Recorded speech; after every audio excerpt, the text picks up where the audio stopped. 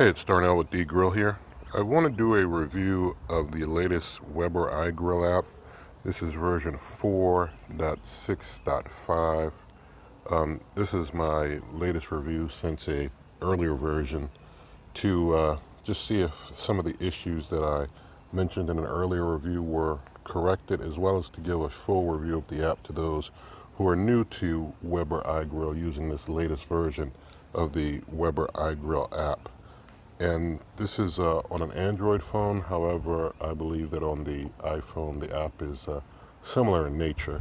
So whether you're using an iPhone or Android, this video probably will help you in your usage of the app and your grilling with Weber grills with iGrill.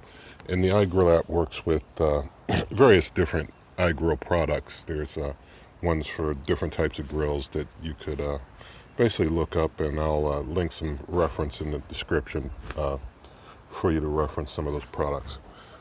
But basically, when you first go into the app after you've connected to your iGrill product, you can do like a start barbecuing from the home screen, and you can just click start barbecuing, and it says what are you grilling. I've got probes in, but these are just all for the sake of example. So let's just say I had a leg of lamb, boneless, rolled, and I sit here and I say I want to do it well done, and I say I want to use probe 1. I've got my probe and probe 1 start. Now it's showing that it's overcooked because that probe that I have that probe positioned to basically give way over that amount of temperature, but it shows you it's way overcooked if you did that. Something I wanted to show here in the graph view. You can see the graph view now. It's improved over an earlier version.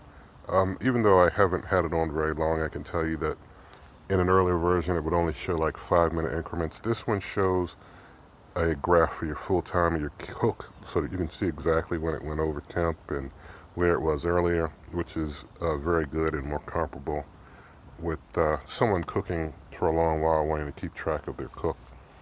There's this button in the upper right. You can export to different apps. That's pretty nice. So if I go back, you could end grill, and so then you could clear it. And then if you clear the probe, it's cleared. And then if you, let's say I start barbecuing again, I could do, instead of one of their presets, I can do by temperature. So I can set a temperature. Now I wish I could just click on the numbers and enter a number by hand, but I can't. So let's just say I want to go up to 330, just, this is just a made up example. And I could click start and it would start, or I can hit the black star with the plus sign in the lower right, and I hit that there, and I can give a name of test and save. And so that's added to my presets. And then I say start.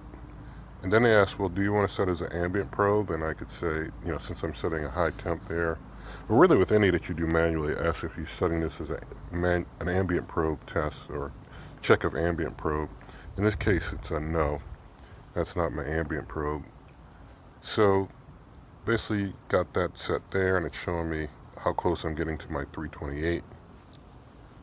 I want to go back.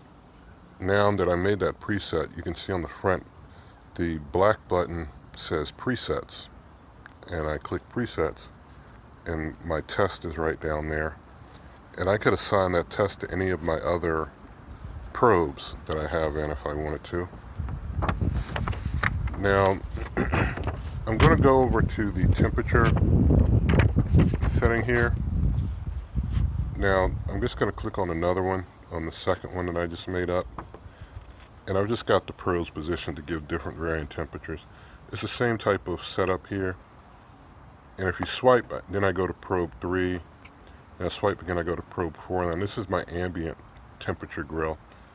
My ambient setting. I didn't set it to a fixed temperature, but as you saw earlier, I could set that to a fixed temperature so I know when my grill gets up to temp if I wanted to know that. Otherwise, you can just have it set for nothing, and it'll just give you the ambient temperature all the time for just your ambient probe. So let's go back. If I go into the timers, you can set a timer. I'm going to do a plus sign. And here you have to, again, you can't type in numbers. You've got to use these dials. I really don't like that you're forced into these dials. You can give the timer a name if you wish. I wish you could just press on the number like minutes and actually give it a typed in value so you don't have to try and deal with the dial if the dial doesn't land where you like it. So that's just a save timer. I can start it, and you see it starts giving you that nice graphic, reset timer. So those are some nice customizable features with the temperatures. Now, some things that are still missing, even though there have been some improvements here, I'd like to be able to go in the settings still and give a chime a specialized sound. That was something in the old 3 app, but all the settings that we have still are temperature, Fahrenheit, and Celsius, and no more. The old version 3 app still had a few more features. I'm still wanting to see Weber put into the version 4 app, customizing that chime to be whatever type of chime I prefer. Basically, the app does give, as you saw, the notification when something's done. It also gives a notification when you're out of Wi-Fi range, which is pretty nice. So, it'll give a chime, it'll give a notification, and that's good. That's a good improvement to this 4 series of the app. Let's go into the, like if I wanted to add devices, like if you didn't already have a device set up, you could just go in the add devices and you would have an option to try and connect, and it would connect. Then under support, you could select your product, and you could see the manual. And these are all the iGrill products: iGrill 3, iGrill 2, and iGrill 2 will work with any grill. iGrill 3 only works with select grills. iGrill 2 will work with any grill. You could use it in your house. You could use it on your outside grill. You name it. It's a lot more versatile if that's the way you want to go, and you don't have a grill that supports iGrill 3. There's iGrill Mini. It's a lot like iGrill 2, but it has less probes you can put into it. There's the kitchen thermometer. There's the kitchen thermometer Mini. And then there's this Pulse 1000 and Pulse 2000. So with these, you can go into like the product manual for, let's say, the Pulse 1000. And it shows you the information there for this product. You can do frequently asked questions. You can submit a ticket right from the app. Put in your name, your email, and ask Weber for help. You can call. You press that, it goes right to the calling. That's pretty cool. You can email. You click on that, you'll email Weber. So that's pretty nice. So this app, this newer version of the app, I will say this 4 series has been much improved from what it used to be. The 4 series, when it first came out, had a lot of issues, and they have done a lot of improvements. It's getting better. I'll say at this point, it's usable. It doesn't have everything that the version 3 app had, but at this point, it is a good usable app at this point. Once they add some more for version 3, it could be possibly a great app, but it's good enough for using in smoking and other types of cooking uses, so I think it's been much improved. I know because of, I guess, legal contracts and such, Weber had to try and come up with their own type of thing and whatnot, and so they've made a lot of good progress with that, and I hope that they continue with that progress. There is one thing missing from this latest version of the app that's been a staple in all the other versions, and I'm assuming that Weber's going to put it right back real soon. But I don't see the temps in the notification bar. There used to be a Weber iGrill in the notification bar, like you would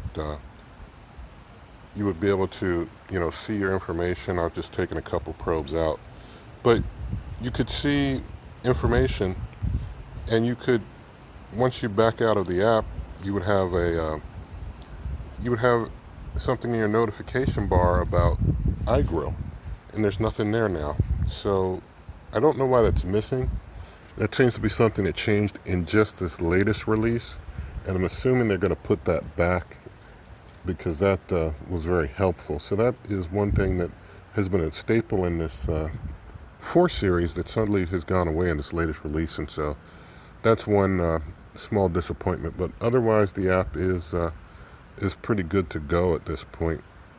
Also wanted to show when you go in the app here, if you go up to the gear on this temperature screen, you can rename your device. It shows your device type, it shows the battery level. If you have a Weber Genesis 2 LX model with the grilled light knobs, you can control those here from the app. It also shows your propane level, which is pretty nice. You can also disconnect from your iGrill here. So if I just disconnect, I'm disconnected. So it's pretty nice to have that propane tank level there. And also, if you get low on propane, they'll give you an alert that your propane is low, which is pretty nice. So that we have some more nice features to enjoy here. But if you'd like this video, please do give it a thumbs up. Share the video with your friends, please. Also, subscribe to the channel, and good eating.